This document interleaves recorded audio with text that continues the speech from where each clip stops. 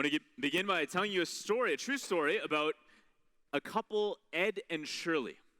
So, Ed grew up in St. John's, Newfoundland, and he actually went to an all-boys Catholic school.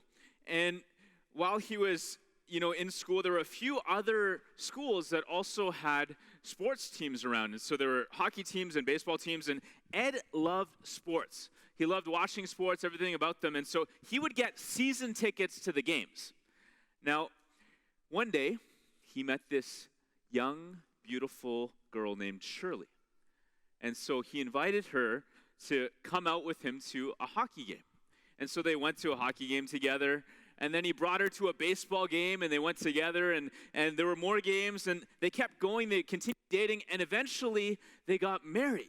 And for Ed, it was like a dream come true, right? Because all of the things he loved, sports and Shirley, in the same place. It was amazing. And it was only after the wedding that she told him, "I hate sports." And so for poor Ed, years later, I should have said Ed and Shirley, they're good friends with Father Bob Bedard, the founder of the Companions of the Cross. They've all since passed on. But years later, Ed would joke with Father Bob. He said, I got tricked. It was like the old bait and switch, right? And so, anyways, just to be clear, they were happily married for 54 years. And for each of those 54 years, Ed watched sports alone. But you're familiar with the bait and switch, right? This retail tactic where they lure you in with some bait and then they kind of switch the terms on you. So, for example, there's a flyer, with these amazing door crasher deals. You go to the store and you show up. The shoes that you wanted are all sold out.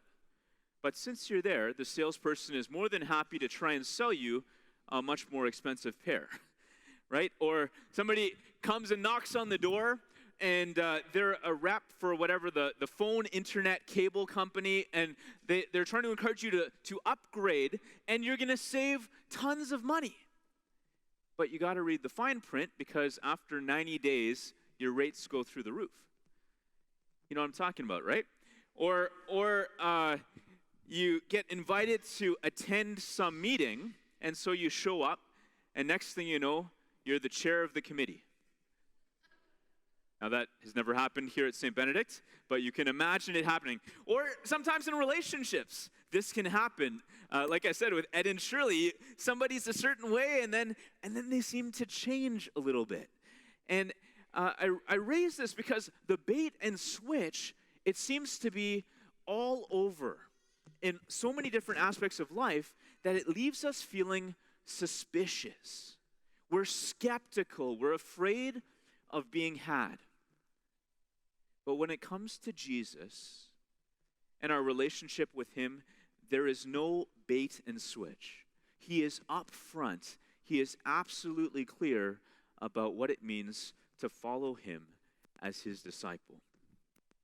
As I said, we're beginning a new series. We're kicking it off today. It's called Kicking Off, and it's 2 weeks long. And so we're actually going to have to cancel this week and make it a 1-week series, but here we are with power. So away we go, kicking off. And in this series, it's meant to coincide with back to school, back to work, and here at the parish, it's game on, right? We're beginning again a new ministry season. And I just feel like it's one of those times where it's so important to revisit the fundamentals. One of the most famous football coaches of all time, Vince Lombardi, he would start every season gathering all the players in. He'd hold this thing up and say, "This is a football." Well, I don't want to take anything for granted. I don't want to assume anything. This is our football, so to speak, at St. Benedict. This is our core, essential reason for existing. We say it this way: St. Benedict Parish exists to form disciples who joyfully live out the mission of Jesus Christ. I want you to say that with me. St. Benedict Parish exists to form disciples who joyfully live out the mission of Jesus Christ. That's why we're here. That's everything we do here at this church is somehow connected with making disciples. And so in our gospel today, it's very convenient that Jesus is talking about discipleship. But it's not the Jesus you expect, right? Not the Jesus who's just talking about love and fluffy clouds and puppies and all that kind of stuff. No. In fact, he says, you must hate your mother and father, and if you don't, you cannot be my disciple. In fact, he repeats that phrase 3 times. If you don't do these things, you cannot be my disciple. So what's going on? I mean, isn't Jesus supposed to be trying to encourage people to follow him? Did he get a bit mixed up? I think, of course he is, but there's a real tension in what's going on. On the one hand, he desires that everyone would follow. So he invites every single person to follow him. But on the other hand, discipleship comes at a cost. And that cost is everything. It requires that we would be all in. I'm not talking about perfection, but I am talking about priorities. That to follow Jesus means to make him number one. And so we're holding these 2 things in tension, and the truth is that not everybody chooses to pay the cost. You see, with Jesus, there's no bait and switch. He's not trying to trick us. There's no fine print. There's no hidden fees. He is upfront. He's a straight shooter. But he's saying, if you want to follow me as my disciple, this is where I'm going. It's going to cost you something. There's going to be an element of sacrifice and detachment. But I assure you, in the end, it will all be worth it. So I want to look at our gospel today and highlight a couple of quick things to help us better understand what's going on here in the text. So the first thing is actually the very first line, which I believe unlocks the whole passage for us. It says, large crowds were traveling with Jesus, and he turned and said to them. So I picture this, kind of like that scene if you've seen the movie Forrest Gump. He's going along, and suddenly there's this big crowd that's forming behind him, right? Well, similarly, Jesus, this rabbi who's growing in popularity, he's walking along, and there's this crowd that's traveling with him. Now, notice, it doesn't say a large group of disciples was with him. It says a large crowd. And who knows why they were there? Maybe they were curious, maybe they witnessed a healing, maybe they were looking for a healing. But whatever it was, there's this crowd. And as they're walking, Jesus, he stops and he turns to them and then goes on to explain, this is what it means to be a disciple. So I think what he's doing here is he's trying to make a very clear distinction. There's something different about just being part of the crowd and actually being a disciple. I've thought of so many people who maybe they're in some way, maybe without knowing it, their Catholicism is almost like an ethnicity. It's something, you're just kind of born into. Or or this phrase might apply. This idea of no salvation by association. We think almost by proximity, well, everything will be fine. My family is pretty Catholic, or my parents are quite devout, or I went to a Catholic school, or whatever. Those are all really, really good things. And I think what they do is they get us kind of into the crowd, into the Catholic crowd. But what Jesus is saying today is, I want to invite you individually, uniquely out of the crowd to make the decision to pay the cost to be my disciple.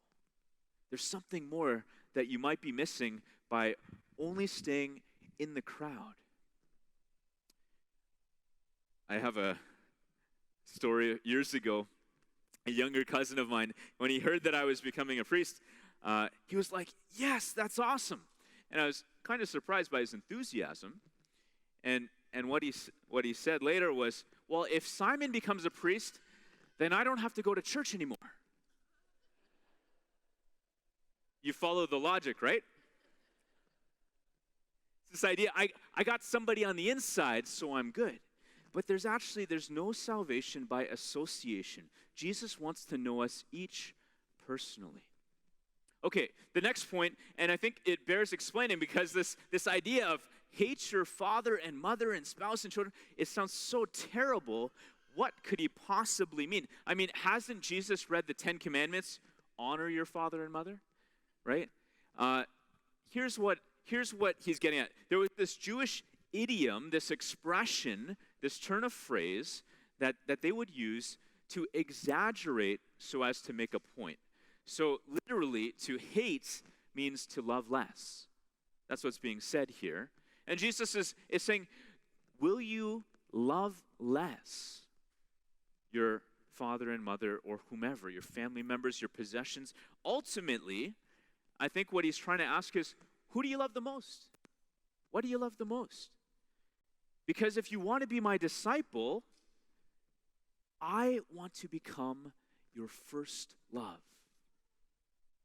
Above everything else, before everything else. And there's a bit of a paradox here, because if we actually make Jesus number one in our hearts, we're enabled to love our father, our mother, our spouse, our children, even our stuff in a more complete, a more full, a more healthy way.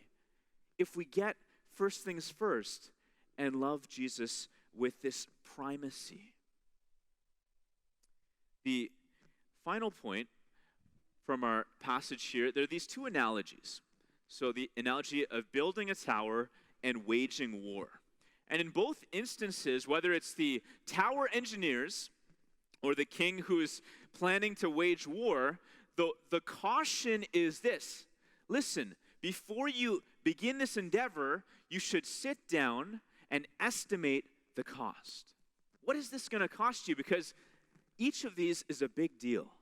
And similarly, Jesus says this, to follow me as my disciple, it's a big deal. I would advise you, take some time, sit down and evaluate, investigate, what is this going to cost? Because with Jesus, there's no bait and switch, right? He's not trying to trick us. He really wants to lay it out before us to make a wise decision. If I were to summarize this whole thing, if there's one thing I hope that you remember from this homily, it's this simple phrase, that we are invited to investigate. Say that with me. We're invited to investigate. We're invited to investigate. That's the whole thing with this idea of paying the cost of discipleship. Jesus, as a first step, he's saying, yeah, I'm calling you to be all in, but as a beginning point, investigate. See if you actually would like to do it. And I know that there's people here today, you've already investigated, you've made that decision, you are a disciple. And you know that, yes, it costs a lot, and yes, it's absolutely worth it. And perhaps there's some of you here today where you're part of the crowd, and you're not quite sure, am I a disciple or not? And that's okay. But I would invite you to investigate. Because it could truly be the most important investigation decision you ever make. That's why we offer something around here we call Alpha. Many of you know about it. It's an experience that involves three main parts. We serve a meal, there's a talk, and then we have this conversation. It's an investigation. Because at Mass here, at this large gathering, we're not able to really investigate. We can hear about Jesus, but it's in the smaller context where we can talk and listen and question and process and think and have doubts and disagree and investigate. And in that safe space, so many people have found that they're able to move from just being in the crowd to actually being a disciple. Now, at this point, I was going to invite up Tammy to give a witness, but because of our what we thought would be no power. I told her to take the weekend off. Maybe we'll get her to come next week. That's my hope. But let me leave you simply with this. We are being invited to investigate. And if you have not yet tried Alpha, I would just encourage you, investigate. Give it a shot. Try Alpha. And if you have, I would invite you to invite someone else to investigate. Because we want for everyone to experience the difference that Jesus makes when he becomes number one in our hearts.